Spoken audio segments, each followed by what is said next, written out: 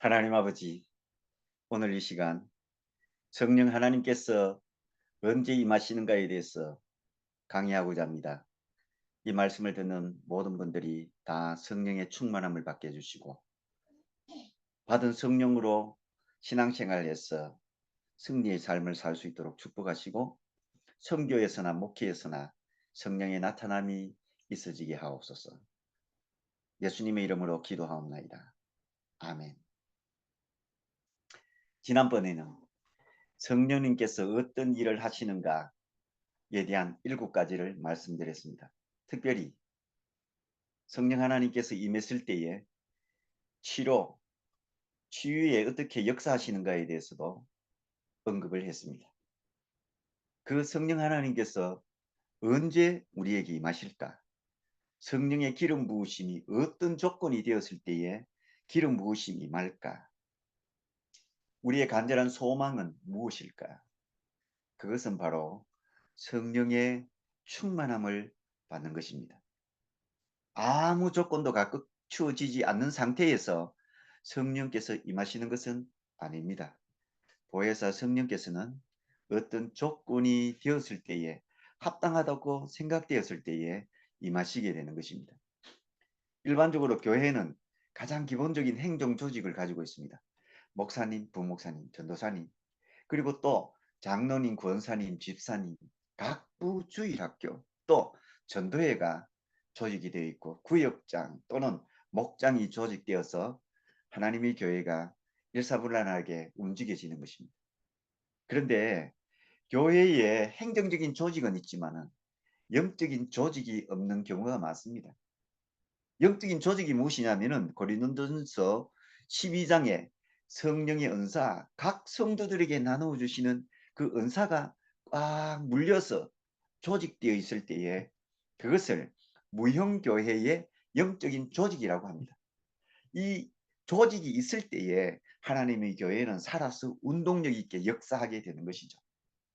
교회가 행정적인 조직도 완성되어야 되고 또한 영적인 조직도 또 완성되었을 때에 비로소 교회는 하나님의 뜻을 이룰 수 있는 정말 사랑이 풍부하고 또 하나님의 행위가 하나님 앞에 올려지게 되는 아름다운 그런 교회로 성장하게 될 것입니다. 우리는 또 특별히 갈라디아서 5장에 보면 성령의 9가지 열매가 있습니다. 그것은 일반적으로 성품의 열매 또는 인격의 열매라고 합니다. 그것은 돌을 닦아서 되어지는 것은 아닙니다. 교회가 도 닦는 곳은 아니니까요. 수양해서 될 수 있으면 얼마나 좋아요. 노력해서 될 수 있는 것이니까. 그러나 이 성령의 9가지 열매는 직분을 가지고 오랫동안 교회를 다녔다고 해서 얻어지는 그런 열매는 아닙니다. 특별히 갈라디아서 5장에 보면은 육의 소욕과 영의 소욕, 성령의 소욕이 싸우고 다투고 그래서 영적인 전쟁, 영적인 전투가 이루어지게 되고 거기에서 승리하였을 때 비로소 우리는 성령의 9가지 열매를 맺는다고 합니다. 이것은 영의 승리일 때만이 주어지는 것이지 어떤 마음의 수양에서 이루어지는 승리는 아니다는 것을 성경은 우리에게 분명히 말씀해 주고 있습니다. 그렇기 때문에 성령의 기름 부으심, 성령의 세례, 성령의 임하심, 성령의 선물이 있을 때에 우리는 비로소 이와 같이 성령의 아름다운 9가지 열매가 맺혀지게 되는 것입니다. 전쟁 없이, 영적인 전쟁이 없이, 영적인 전투가 없이 절대로 우리는 성령의 9가지 열매를 맺을 수가 없는 것입니다. 마귀에게도 영적인 군단이 있죠. 특별히 이렇게 나누어 보면은 음란, 음행 이런 군단이 있고요. 또 하나님을 믿지 않고 우상 숭배하고 다른 신을 섬기는 어떤 군단이 있어요. 또 하나는 욕심의 군단, 돈을 사랑하고 하나님보다 물질을 더 사랑하는 군단이 있습니다. 그 군단. 또 하나는 속이고 비판하고 판단하고 정지하는 그런 군단이 있습니다. 그거는 영적인 것입니다. 이런 영적인 것에 우리가 하나님의 말씀으로 기도로 승리할 때만이 마침내 우리는 아름다운 성품의 열매를 맺게 되는 것입니다. 그렇기 때문에 신앙에 있어서 특별히 교회 생활에 있어서 가장 중요한 것이 무엇이냐면 성령을 받는 것입니다. 성령의 충만함을 받는 것입니다. 이것은 받아도 되고 안 받아도 되고 하는 것이 아니고 반드시 받아야 되는 필수입니다. 신앙생활에서 가장 무한한 능력과 가장 무한한 지혜와 하늘의 신령한 능력과 권세와 초자연적인 것을 맛볼 수 있는, 그리고 그와 같은 신앙생활을 할 수 있는 가장 기본적인 것이 무엇이냐면 성령을 받는 것입니다. 성령을 받게 되면 그 다음에 성령이 나타나게 되고 성령이 말씀하게 되고 성령이 인도하시게 되는 거죠. 전도하고 신방하고 설교하고 예배 드릴 때에 성령이 나타남이 없다면 우리는 다시 한번 생각해 봐야 되는 것입니다. 우리의 신앙생활, 평범한 집사님의 생활, 평범한 성도의 생활 속에서도 성령은 끊임없이 나타나서 하나님의 영광을 드러내고 하나님의 복음을 전파하게 되는 것입니다. 우리가 경건의 훈련을 쌓을 때에, 경건의 연습을 할 때에 반드시 성령께서 나타나야 되는 것입니다. 얼마나 중요한지 모릅니다. 맛있는 빵을 만드는데 그 속에 가장 중요한 안꼬라고 할까요? 가장 중요한 맛있는 것, 그것이 빠져버린 것이 무엇이냐면은 성령 없이 신앙생활 한다는 것이죠. 사랑하신 여러분, 성령을 어떻게 하면 받을 수 있을까? 언제 성령이 임하실까? 어떤 조건이 될 때 성령님은 역사하게 되실까? 굉장히 중요합니다. 그 첫째 방법이 뭐냐면은 기도하고 소망하고 간구하는 것입니다. 누가복음 11장 13절에 보면 악한 자라도 자식에게 좋은 것을 줄 줄 알거든 하물며 너희일까 보냐 구하는 자에게 성령을 주시지 않겠는가. 성령 주세요. 구하고 찾고 그렇게 하면 우리 하나님 아버지께서 성령을 주시게 되는 것입니다. 특별히 사도행전 2장에 보면은 예수님의 제자들과 문도들이 모여서 마가 다락방에서 성령께서 임하시기만을 기다리고 전혀 오로지 기도에 임했을 때 마침내 열흘 만에 성령이 임하셨는데 그 임하심은 성령의 충만이라고 표현하고 있습니다. 그리고 베드로가 막 설교를 하고 또 성도들이 나가서 복음을 전하고, 특별히 그들이 감옥에 있을 때에, 그들이 어려운 환경 속에 있을 때에 사도행전 4장 13절 31절 거기 보면은요, 손을 내밀어 병을 낫게 하옵시고 표적과 기사가 거룩한 종 예수의 이름으로 이루어지게 하옵소서. 하나님 앞에 기도했어요. 그것을 빌기를 다함이라고 표현했는데 기도를 다 마치게 되니까 그 땅이 진동하게 되었고 무리가 다 성령의 충만함을 받았고, 성령의 충만함을 받은 사람들이 나가서 하나님의 말씀을 두려워하지 않고 담대히 전했다고 했습니다. 우리는 성령을 받기 위해서 기도를 해야 합니다. 가장 기본적인 것입니다. 산기도, 기도, 금요일 철학기도, 수요기도, 금식기도, 작정기도. 우리의 기도가 이와 같이 몸에 배이게 되고 또 기도가 생활화 되었을 때에 마침내 성령 하나님께서 우리에게 임하시고 선교사역이나 목회사역에서 성령의 나타남이 있게 되는 것입니다. 두 번째로는 뭘까요? 두 번째는 우리가 하나님 앞에서 다른 길은 없어요. 죄가 있는 곳에 성령이 임하지 못해요. 성령은 거룩한 영이라고 했습니다.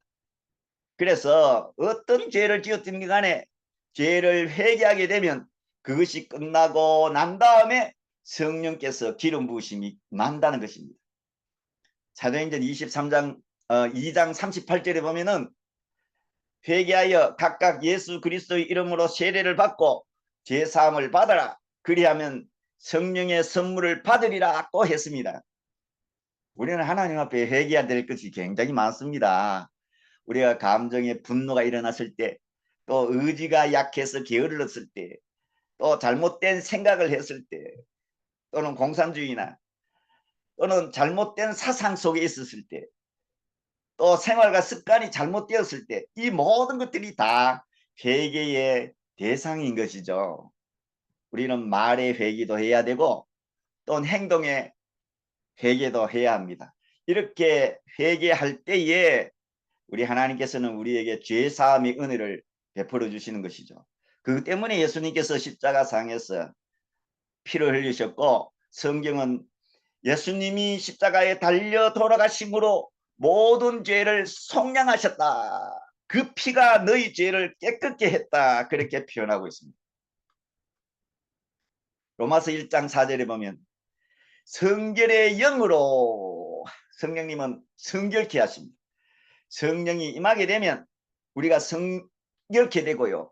우리의 죄를 고백하고 회개해서 우리의 몸과 마음이 성결하게 되면 그 다음에 성결의 영이신 성령님께서 우리에게 임하시게 되는 것입니다.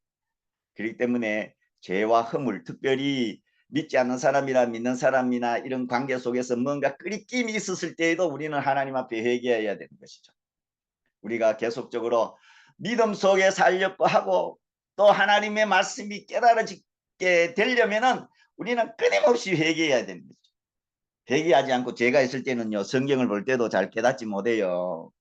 그러나 하나님 앞에 끄리낌이 없고 사람들과의 끄리낌이 없을 때에 하나님 앞에 기도하고 성경을 읽게 되면 성령께서 우리에게 말씀하여 주시고 보는 성경을 깨닫게 해주시고 열어주시는 것, 그것이 바로 계시입니다. 그 말씀이 딱 느껴지게 되면 가슴이 막 울렁거리게 되고 그 다음에 하나님의 말씀을 반드시 전하게 되고요. 또 그런 성령의 충만함이 있을 때 병든 자에게 손을 얹은 즉 병이 낫게 되는 것입니다. 귀신에게 명령하고 축사할 때 귀신이 떠나게 되는 것입니다. 그 다음에 세 번째로 우리가 어떻게 하면 성령의 세례를 받을 수 있을까? 어떻게 하면 성령이 임하실까? 사도행전 5장 32절에 보면은 하나님이 자기에게 순종하는 자들에게 주시는 성령이라고 말씀합니다.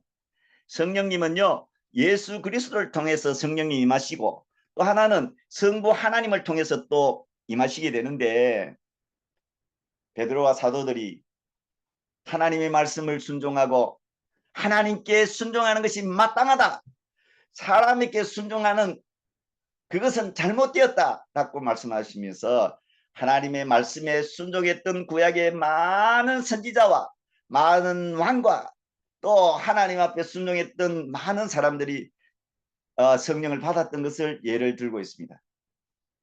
우리가 조용하고 평범한 신앙생활 속에서도 놀라운 성령의 능력이 나타납니다. 언제요? 우리가 하나님께 순종하고 하나님의 말씀에 순종할 때 역사하게 되는 것입니다. 우리가 건강하게 살려면 병 안 들고 건강하게 살려면 어떻게 해야 될까요? 출애굽기 15장 26절에 보면 하나님은 여호와 라파 하나님이라고 했습니다. 거기 보면은 이스라엘 백성들이 홍해를 건너고 난 다음에 하나님께서 첫 번째로 약속하신 내용이 건강하게 사는 비결을 말씀해 주고 있습니다. 하나님의 말씀, 계명, 율례, 법도, 규례를 잘 듣고 순종하면 애굽 사람에게 내린 모든 질병을 하나도 내리지 않겠다고 말씀합니다. 치료의 하나님께서 우리에게 언제 역사하시게 되느냐면은 하나님께 순종할 때 나타나게 되는 것입니다. 그래서 하나님을 사랑하라고 말씀하셨죠. 마음을 다하고 뜻을 다하고 목숨을 다하고 힘을 다하여 사랑하게 되면 그 다음에 성령님께서 역사하게 되는 것입니다. 우리가 하나님의 말씀에 순종하는 그 깊이에 따라 하나님의 은혜와 능력이 정도에 따라 틀리게 임하게 될 것입니다. 제가 하나님의 말씀에 순종해서 대학병원에 가가지고 중학교 때 전도했어요. 그 전도 진짜 어릴 때 뭣도 모르고 대학병원에 가가지고 막 전도하는 거예요. 그것이 이제 중학교, 고등학교 되고 대학교 때였어요. 소식을 들어보니까 불화선교회 나병 환자들이 마지막에 가는 그 장소가 바로 불화선 병원이에요. 제가 거기 가서 이제 전도하고 그랬는데 첫 번째 가가지고요, 그분들을 딱 만났을 때 그분들의 얼굴 표정이 그렇게 맑고 깨끗한 거예요. 나중에 보니까 그분들이 일주일 안에 다 돌아가시는 분들인데 제가 그분들을 위해서 막 기도했어요. 낫게 해달라고. 그런데 그분들을 위해서 기도하고 막 그러는 순간에 성령님께서 저에게 임하셔서 놀라운 사랑의 은사를 저에게 베풀어 주셨어요. 모든 사람들이 다 사랑스러워 보이는 거예요. 그때 저 성질이 좀 괴팍했어요. 분노도 잘하고 막 그런 신앙생활을 하면서도 그렇잖아요. 그런데 그때부터 하나님께서는 아름다운 사랑의 은사를 베풀어 주셨어요. 그래서 신학교에 가고 또 선교사가 되었습니다. 그 다음 때 순종하면 이와 같이 하나님께서 여러 가지 은사도 베풀어 주시고 은혜도 베풀어 주십니다. 그 다음에 네 번째는 무엇일까요? 네 번째는요. 하나님의 말씀을 들을 때에 성령께서 위에서부터 임하십니다. 사도행전 10장에 보면 고넬료의 가정에 베드로가 갔어요. 하나님께서 환상을 주시고 그리고 고넬료의 가정과 베드로가 만나게 되었고 거기서 복음을 전했어요. 사도 베드로가 복음을 막 전했는데 마치니까 그 다음에 위에서부터 성령이 모든 사람에게 내려오셨다 그렇게 말씀하고 있어요. 그러니까 우리가 하나님의 말씀에 순종할 뿐만 아니라 무엇보다도 첫 번째로는 잘 들어야 돼요. 잘 들어야 돼요. 한 말씀도 놓치지 않고 경청해야 됩니다. 정말 두 귀를 쫑긋 해가지고 그 말씀을 듣고 그 말씀을 가슴 속에 새겨 놓으면은 그 다음에 성령께서 임하셔서 그 다음에 놀라운 성령의 역사가 나타나게 되는 것입니다.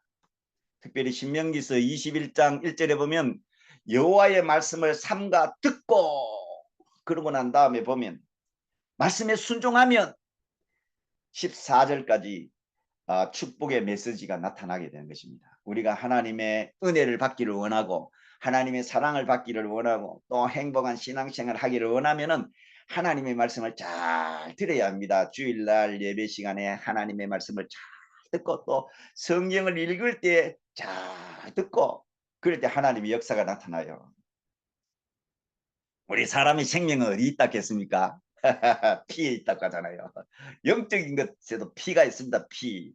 그래서 제가 법칙을 하나 만들었는데요. 그것이 뭐냐면은 RHMOP라는 법칙입니다. R, 리드. 하나님의 말씀을 읽습니다. 자, 읽습니다. 어떻게? 소리 내어 읽습니다. 리드. 그 다음에 hear, 듣습니다. 이 말씀이 무슨 말씀인가? 하나님의 음성을 찾고 하나님의 말씀을 듣는 거예요. 그것이 RH, P에도 RH 있잖아요. 그래서 RH. 그 다음에 하나님의 말씀을 어떻게 해요? memorize. hear. 다음에 memorize 하게 되면은요. 마음속에서 하나님의 말씀이 자리 잡게 돼요. 그러고 난 다음에 어떤 상황이 되면 그 다음에 그 말씀을 obedience, 순종하게 되는 것입니다. 그래서 RHMO 법칙에 따라서 신앙생활을 하게 되면 그 다음에 파워, P, 놀라운 능력, 하나님의 권세 나타나게 되는 것이죠. 그래서 말씀에 대한 제가 법칙, RHMO, P의 법칙을 여러분들에게 소개합니다. 그 다음에 다섯 번째로 사도행전 19장에 보면 바울이 안수했어요. 그랬더니 에베소에 있는 성도들이 성령을 받게 되었습니다. 그들은요 성령 이야기하니까 아무도 몰라요. 사도 바울이 너희가 믿을 때에 성령을 받았느냐? 듣지 못했습니다. 세례 안에 세례만 받았습니다. 예수님이 십자가에 달려 돌아가셔서 우리의 죄를 다 용서해 준 것 그것을 믿습니다. 그러나 성령은 받지 못했습니다. 그때 사도 바울이 그들에게 안수했을 때 에베소에 있는 많은 제자들이 성령을 받았어요. 성령 받게 되자 그들은 예언도 하고 방언도 하게 되었습니다. 우리가 성령 받았을 때 첫 번째 나타나는 현상 중에 하나가 예언과 방언입니다. 그리고 또 사도행전 2장에 나오는 것과 같이 꿈을 꾸게 되고 또 비전을 보게 되고 젊은이들의 비전은 바로 성령의 역사입니다. 나이가 70이 되고 80이 되었는데 불구하고 꿈을 꾸는 자. 저도 나이가 70이 되었습니다만 꿈을 꿉니다. 꿈을 꿔. 성령님이 역사하시는 것에 대해서 꿈을 꿉니다. 아, 병든 자, 이상한 사람들 만나게 되었을 때 성령께서 하시니까 막 깜짝깜짝 놀랍니다. 그 외에도 성령님은 우리를 거룩하게 하시고 또 성령님이 임하심으로 하나님의 사랑이 우리에게 임하였다라고 말씀하고 있습니다. 그 외에도 병든 자를 고치고 약한 자를 강하게 하고 영이 잘못되어 가지고 잘못된 영 속에서 헤매는 사람들을 바르게 해서 축사해서 올바른 신앙생활을 갖게 하게 해 주시는 것입니다. 그거는 언제 그렇게 된다고요? 안수를 받을 때입니다. 그래서 우리가 잘 분별해서 영분별의 은사를 가지고 그 다음에 능력 있는 분으로부터 안수를 받으면 좋습니다. 안수 받는데 부담을 느끼신 분들은 그냥 두 손을 잡아도 됩니다. 두 손을 잡고 기도를 받아도 성령께서 임하심으로 그분이 가지고 계시는 성령님이 우리에게 임하시게 되는 것입니다. 그 다음에 가장 중요한 6번째가 무엇일까요? 우리가 어떻게 하면 성령이 임하실까요? 요한복음 7장 37절에 보면은 나를 믿는 자 곧 예수를 믿는 자에게 그 배에서 생수의 강이 흘러넘치리라. 이는 곧 다가올 우리가 맞이하게 될 성령을 가르침이라고 했습니다. 우리가 성령님을 받으려면요 예수님을 잘 믿어야 돼요. 예수님의 하신 말씀을 잘 분별해서 비유의 말씀이 무슨 뜻인가 하는 것을 잘 알아야 되고 또 예수님이 무엇을 준비하라 또 하라 하지 말라 하는 내용들을 보고서 하라 하는 내용은 그냥 순종하고 하지 말라 하는 것은 절대로 하지 않으면 되는 것입니다. 그래서 예수님을 정말 마음으로 믿어 의에 이르고 마음으로 믿어야 되는 거예요. 믿음은 어디서 난다? 들음에서 난다. 사복음서 자꾸 들어야 돼요. 자꾸 읽어야 돼요. 그리고 그 내용의 말씀을 메모리 아이즈 해야 되고요. 그 다음에 그 내용의 말씀대로 순종하게 되면 그 다음에 예수를 잘 믿는 것입니다. 예수님을 잘 믿게 되면 그 다음에 성령의 충만함이 임하게 되는 거죠. 크게 떠벌리지 않아도요. 그냥 단순하게 딱 한마디 해도 귀신이 나가게 되는 것입니다. 나이 많고 뭐 자꾸 까먹고 그리고 사람 이름도 잘 못 외우고 그래도 성령님께서 역사하심으로 아픈 사람에게 손을 얹었을 때 하나님의 기적의 역사가 나타나게 되는 거죠. 제가 무슨 큰 뭐 지식이 있겠습니까? 어떤 집사님 어깨가 아프다 해가지고 어깨 손을 떼고 기도하려고 하는데 성령님께서 아니야 아니야 어깨가 아니고 등이야 등이야. 그래서 두 손을 내려놓고 한 손으로 등을 딱 떼고 기도했어요. 그리고 복음을 전했어요. 치유복음을 전하고 예수님이 왜 십자가에 달려 돌아가셨는가 그렇게 사복음서에 나오는 내용을 막 전했어요. 그러고 난 다음에 20분인가 있고 난 다음에 집사님 어깨가 어떠십니까? 올렸습니다. 이상하다. 이상하다. 다 나왔네. 그 다음날 아침에 물어봤는데 똑같이 다 나왔다고 이야기를 하고 있습니다. 여러분들은 사복음서에 나오는 예수님을 잘 믿으시기를 바랍니다. 그러기 위해서는 잘 들어야 되고요. 그러면 그 다음에 성령의 기름 부으심이 넘치게 될 것이고요. 그러면 예수님이 가졌던 그 마음을 가지고 예수님이 행하셨던 그 행위 그리고 아름다운 삶이 우리의 삶 속에서 드러나게 될 것입니다. 예수님이 기도하실 때 어떻게 기도하셨는가? 또 예수님은 사랑을 어떻게 베풀으셨는가? 예수님이 가장 포커스되는 그 핵심적인 말씀이 무엇인가? 하나님이 나라가 아닙니까? 회개하라 천국이 가까웠느니라. 때를 얻든지 얻지 못하든지 복음을 전파하라. 믿는 자들에게는 이런 표적이 따르느니 그것이 빈말입니까? 아닙니다. 성령이 임하게 되면 그때부터 하나님의 역사가 나타나게 된다는 것을 우리에게 가르쳐주고 있습니다. 이제 말씀을 맺겠습니다. 사랑하신 여러분, 인생에 있어서 제일 중요한 것은 예수를 믿는 것이고요. 예수를 믿고 난 다음에 그냥 교회만 다니는 그런 성도보다도 성령 충만, 성령 기름 부으심, 성령이 임하신 그런 성도로 살 때에 그 다음에 하나님께서는요, 이 세상에 어떤 것을 보는 것이 아니라 하나님 나라, 하나님의 세계, 영적인 세계를 보여주실 뿐만 아니라 인생에서 가장 가치 있는 것이 무엇인가 하는 것을 우리에게 가르쳐 주게 되는 것입니다. 우리가 지식이 점점 쇠퇴해지고 지혜가 없어지게 되고 그리고 난 다음에 몸이 쇠약해지고 약하여진다 하더라도 성령을 받게 되면 그 다음부터는요, 기적의 삶을 살게 되는 것입니다. 기적이 상식화되는 것입니다. 치유가 몇 퍼센트가 아니고요, 100%다 나타나는 거예요.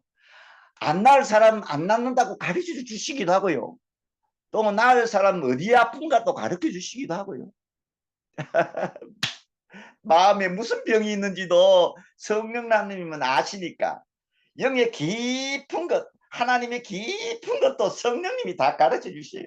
그리고 또 성령님께서 가르쳐 줄 필요가 없을 때는 감추어 주시기도 해요. 그래서 자존심이 상하지 않게 하고 혼이 상처받지 않게끔 하나님께서 역사하시는 것입니다. 성령님보다 좋으신 분은 어디 있습니까? 성령님보다 정말 우리에게 행복을 주는 하나님이 어디 있습니까? 사랑하신 여러분, 예수님도 잘 믿고 하나님의 말씀에도 잘 순종하고 그리고 성령의 기름 부으심을 받았어. 여러분들의 신앙생활이 행복하고 정말 하나님 놀라운 기적으로 항상 매일매일 살아 움직이는 그와 같은 신앙생활 하시기를 예수님의 이름으로 축원드립니다. 기도하겠습니다. 하나님 감사합니다. 오늘 하나님의 말씀을 전개했습니다. 이 말씀을 듣는 모든 분들이 정말 성령의 충만함을 받고 성령의 기름 부으심을 받아 성령이 임해서 살아서 생동감 넘치고 하늘의 지혜와 능력으로 정말 행복한 신앙생활을 할 수 있도록 축복하여 주시옵소서. 감사를 드리며 예수님의 이름으로 기도하옵나이다. 아멘. 아유, 감사합니다. 여러분들의 삶 속에 하나님의 놀라운 역사가 넘치시기를